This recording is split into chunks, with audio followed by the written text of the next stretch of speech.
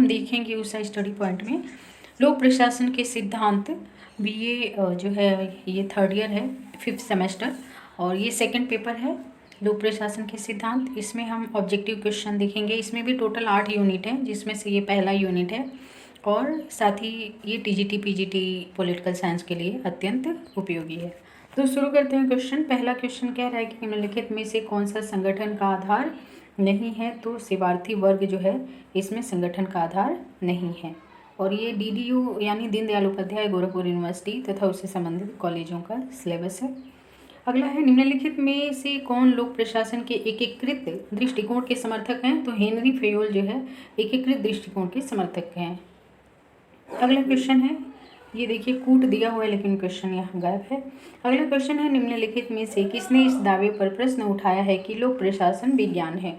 तो Robert Dahl ने जो है इस पर प्रश्न उठाया है, यानी ये लोक प्रशासन को विज्ञान नहीं मानते हैं। कौन? Robert Dahl. निम्नलिखित में से कौन लोक प्रशासन के प्रबंधकीय दृष्टिकोण का समर्थक नहीं है। तो हेनरी फेयोल जो है प्रबंधकीय दृष्टिकोण के समर्थक नहीं है। अगला क्वेश्चन है लोक प्रशासन के अध्ययन की भूमिका नामक पुस्तक किसने लिखी। लोक प्रशासन के अध्ययन की भूमिका, तो ये जो है एल.डी. वाइट यानी लियोनार्ड डी वाइट की पुस्तक है। नेक्स्ट क्वेश्चन है बिलोबी द्वारा अपनी पुस्तक प्रिंसिपल ऑफ पब्लिक एडमिनिस्ट्रेशन में प्रशासन के सिद्धांत के रूप में निम्नलिखित में से कौन सा सम्मिलित नहीं किया गया। तो व्यक्तिगत प्रशासन नहीं सम्मिलित किया गया। ये जो है सामान्य उपरला प्रशासन, वित्त और समन्वय, ये तीनों शामिल किया गया। अगला क्वेश्चन है 8वां, किसने विकास प्रशासन को ऐसे परिभाषित किया है कि यह क्रियोन्मुखी और उद्देश्योन्मुखी प्रशासनात्मक पद्धति है। तो किसने जो है लोक विकास प्रशासन को क्रियोन्मुखी और उद्देश्योन्मुखी प्रशासन पद्धति प्रशासनात्मक पद्धति किसने कहा है। तो यहाँ पे सही आंसर हो जाएगा एडवर्ड विडनर। और वैसे भी जो एडवर्ड विडनर हैं ये विकास प्रशासन से मोस्टली संबंधित हैं, तो ध्यान रखिएगा विकास प्रशासन का कोई भी क्वेश्चन हो तो एडवर्ड विडनर सबसे प्रमुख प्रतिपादक हैं उसके। लोक प्रशासन के समीक्षा सीमा क्षेत्र को प्रशासनिक सिद्धांत और अनुपयुक्त सिद्धांत में निम्नलिखित में से किसने विभाजित किया है। तो निग्रो ने विभाजित किया है। अगला क्वेश्चन है लोक प्रशासन का जनक कौन है। वेरी इंपॉर्टेंट है, वुडरो विल्सन को लोक प्रशासन का जनक माना जाता है। वेरी वेरी इंपॉर्टेंट क्वेश्चन है, लगभग सबको याद भी होगा, फिर भी बता देती हूँ। अगला क्वेश्चन है पॉलिटिक्स एंड एडमिनिस्ट्रेशन किसकी रचना है। फ्रैंक गुडनाउ की है। नेक्स्ट है किसने लोक प्रशासन के व्यवहारिक पक्ष पर अधिक बल दिया।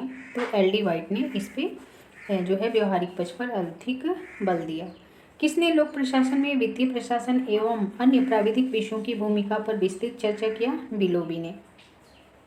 किसने लोक प्रशासन को प्रबंध विज्ञान माना। टेलर ने। और अगला क्वेश्चन है एडमिनिस्ट्रेटिव बिहेवियर किसकी रचना है। तो साइमन की रचना है।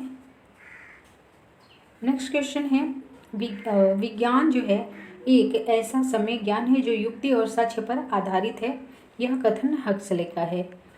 नेक्स्ट क्वेश्चन है लोक प्रशासन में वे सभी कार्य आ जाते हैं जिनका उद्देश्य लोक नीति को पूरा करना अथवा क्रियान्वित करना होता है।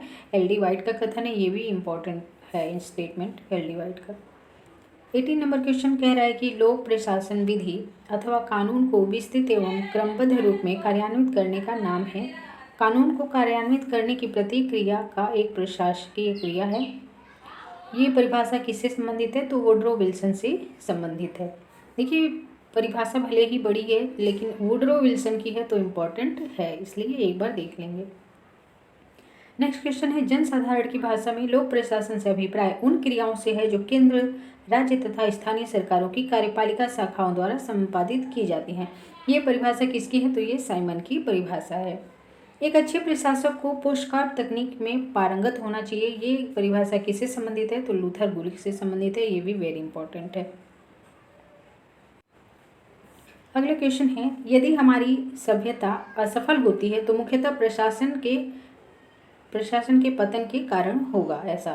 तो ये डोनहम तो नहीं, ओपनहाइम हो सकते हैं। डोनहम ऐसे कोई राइटर नहीं है, लेकिन ये क्वेश्चन इंपॉर्टेंट है कि यदि हमारी सभ्यता असफल होती है तो यह मुख्यतः प्रशासन के पतन के कारण होगा। यानी प्रशासन में भ्रष्टाचार अगर बढ़ जाता है तो सभ्यता जो है क्या हो सकती है, असफल हो सकती है। नागरिक संशोधन कानून 2019 कब पारित किया गया। तो 1 दिसंबर 2019 को। प्रशासन शब्द का क्या आशय है? तो प्रबंध, इंपॉर्टेंट है, ध्यान रखेंगे। लोक प्रशासन का क्या अर्थ है? तो सरकारी कारोबार का वास्तविक प्रबंध करना। आसान है लेकिन इम्पोर्टेंट है। लूथर गुलिक के अनुसार लोक प्रशासन केवल इस शाखा का उल्लंघन करती है, कार्यपालिका का। वेरी इंपॉर्टेंट है।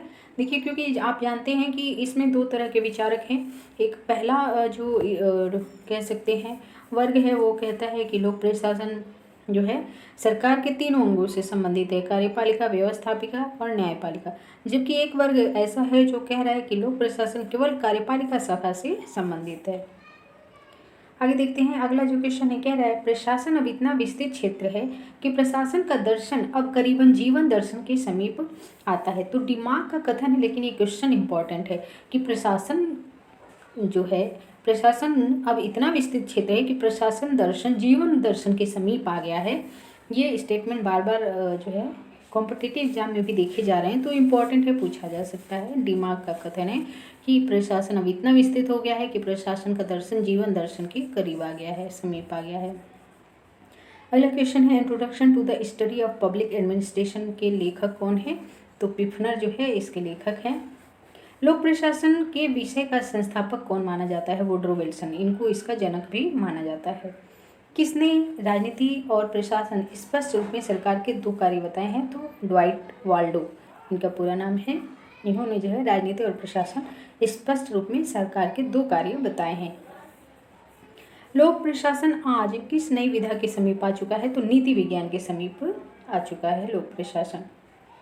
अगला क्वेश्चन है, किसने ये तर्क दिया है कि प्रशासन के सिद्धांत नाम की कोई चीज़ नहीं है, कुछ आडंबर सिद्धांतों का है, वह वास्तव में लोकोक्तियों से ज़्यादा कुछ भी नहीं है? तो साइमन। ये भी क्वेश्चन बहुत इंपॉर्टेंट है कि जो है किसने कहा है कि जो लोक प्रशासन है वो लोकोक्तियों से ज़्यादा कुछ भी नहीं है? तो ये कोड वर्ड याद कर लें कि लोकोक्तियों से ज़्यादा कुछ नहीं, ऐसे कहकर किसने आलोचना की है या ऐसा कुछ कहा है?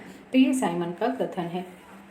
वैज्ञानिक व्यवस्था शब्द को सर्वप्रथम बनाने वाला था कौन था? तो ब्रैंडीन था। वैज्ञानिक व्यवस्था का प्रमुख उद्देश्य क्या था? तो औद्योगिक धानी। अगला है, संगठन के शासकीय सिद्धांत ने किसका तिरस्कार किया था? तो मानव संबंध का। ये भी इम्पोर्टेंट है, ठीक है। शास्त्रीय सिद्धांत जो है मानवीय पक्ष का क्या करता है? उपेक्षा करता है या तिरस्कार करता है। शास्त्रीय सिद्धांत संगठन का वर्णन करते हैं, कैसे करते हैं? तो ये हो जाएगा खुली व्यवस्था के रूप में। कर्मचारी अपने आप के लिए कार्य बढ़ा लेते हैं, इस नियम को क्या कहते हैं? तो पार्किंसंस विधि कहते हैं, क्योंकि पार्किंसन ने ही इसको डेवलप किया था कि जो कर्मचारी होते हैं वे अपने कार्य को स्वयं ही बढ़ा लेते हैं। वेरी इंपॉर्टेंट है ये भी। अगला क्वेश्चन है, लोक प्रशासन के क्षेत्र में प्रथम पाठ्य पुस्तक किसके द्वारा लिखी गई थी? तो एल.टी. वाइट के द्वारा लिखी गई थी।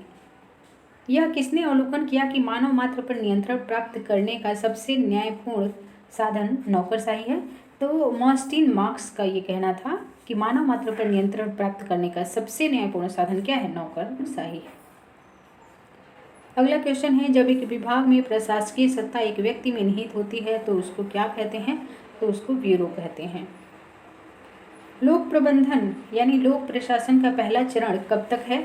तो 1887 से 1926 तक, और ये चरण जो है बहुत ही इम्पोर्टेंट है। अगला है, प्रशासन की उत्पत्ति किस भाषा से हुई है? तो लैटिन भाषा से हुई है, लैटिन भाषा से हुई है। नेक्स्ट क्वेश्चन है, प्रशासन और लोक प्रशासन में मूलभूत अंतर किसका है? तो राजनीतिक संदर्भ का ये है। मान लीजिए अगर वो सरकार करती है, चूँकि सरकार राजनीति से संबंधित है, तो वो लोक प्रशासन कहा जाएगा, और यदि वो निजी क्षेत्र के द्वारा किया जाता है तो उसको निजी प्रशासन कहा जाता है। तो यहाँ पे राजनीतिक संदर्भ का ही अंतर होता है लोक प्रशासन और प्रशासन के बीच में। अगला क्वेश्चन है, लोक प्रशासन में पोस्टकोड दृष्टिकोण के प्रतिपादक कौन है? वेरी वेरी इंपॉर्टेंट है ये, और लूथर गुलिक जो है पोस्टकोड दृष्टिकोण के प्रतिपादक हैं। पोस्टकोड में ओ का क्या अर्थ होता है? तो ऑर्गेनाइजिंग यानी संगठित करना, संगठन नहीं होगा, ध्यान रखेंगे। POSDCORB ये पूरा नाम है, जिसमें P का मतलब होता है प्लानिंग और O का मतलब होता है ऑर्गेनाइजिंग, S का मतलब होता है स्टाफिंग, D का मतलब होता है डायरेक्टिंग यानी निर्देश करना, पोस्ट, CO का मतलब होता है कोऑपरेशन, और पोस्ट को R का मतलब होता है रिपोर्टिंग, और B का मतलब होता है बजटिंग। तो ये पोस्ट का आप लोग फुल फॉर्म याद कर लेंगे। कोई भी पूछ सकता है, ओ का पूछा है तो ज़रूरी नहीं है ओ का पूछे, अन्य का भी पूछ सकता है। लोक प्रशासन का मुख्य उद्देश्य क्या है? तो देखिए, मुनाफा, नियंत्रण और जन कल्याण, ये तीनों है। यदि उपरोक्त सभी दिया है तो ये सही है, अगर उपरोक्त सभी नहीं दिया होता तो जन कल्याण, क्योंकि देखिए सरकार के द्वारा जो प्रशासन किया जाता है उसका मुख्य उद्देश्य होता है जनता का कल्याण, जबकि निजी प्रशासन में मुख्य उद्देश्य होता है मुनाफा कमाना। तो चूंकि मुनाफा कमाना, ऐसा नहीं कि सरकार मुनाफा कमाना ही नहीं चाहती है, तो इसलिए उपरोक्त सभी इसमें क्या होंगे, सही हो जाएंगे। लोक प्रशासन की उपस्थिति दर्ज होती है एक प्रक्रिया के रूप में, एक विषय के रूप में, उपरोक्त दोनों सही है। हायरार्की का क्या तात्पर्य है? तो हायरार्की का तात्पर्य होता है निम्नतर पर उच्चतर का शासन। लोक प्रशासन में लोक शब्द से क्या अभिप्राय है? तो सरकार से बहुत ध्यान से करेंगे, क्योंकि आपने आज तक यही पढ़ा है लोकतंत्र, तो लोकतंत्र में लोक से क्या तात्पर्य होता है, जनता। तो आप जनता पे नहीं लगा देंगे, क्योंकि लोक प्रशासन का यहाँ पे तात्पर्य है ऐसा प्रशासन जो लोक हित में सरकार के द्वारा किया जाता है। और यहाँ पे प्रशासन से पहले जो लोक शब्द लगा हुआ है ये सरकार के लिए है, न कि जनता के लिए। दो तरह के प्रशासन होते हैं, निजी प्रशासन और लोक प्रशासन। तो निजी प्रशासन यानी प्राइवेट सेक्टर, प्राइवेट कंपनियां, और लोक प्रशासन का मतलब होता है सरकारी प्रशासन, सरकारी कंपनियां। तो इसलिए लोक का मतलब यहाँ सरकार से है, ना कि जनता से, ध्यान रखेंगे, क्योंकि यहाँ लोकतंत्र की बात नहीं हो रही है, लोक प्रशासन की बात हो रही है। अगला क्वेश्चन है, भारतीय लोक प्रशासन संस्थान कहाँ पे स्थित है? तो नई दिल्ली में स्थित है। इम्पॉर्टेंट है ये भी। लोक प्रशासन के अध्ययन का परिचय नामक पुस्तक जो है ये किसने लिखी है? तो एल डी वाइट ने लिखी है। वेरी वेरी इंपॉर्टेंट है। और कल हम दूसरा यूनिट लेकर के आएंगे। अभी के लिए इतना ही, धन्यवाद। और हाँ, वीडियो को लाइक और शेयर ज़रूर करें, चैनल को सब्सक्राइब कर लें ताकि नेक्स्ट वीडियो आपको मिल सके। धन्यवाद।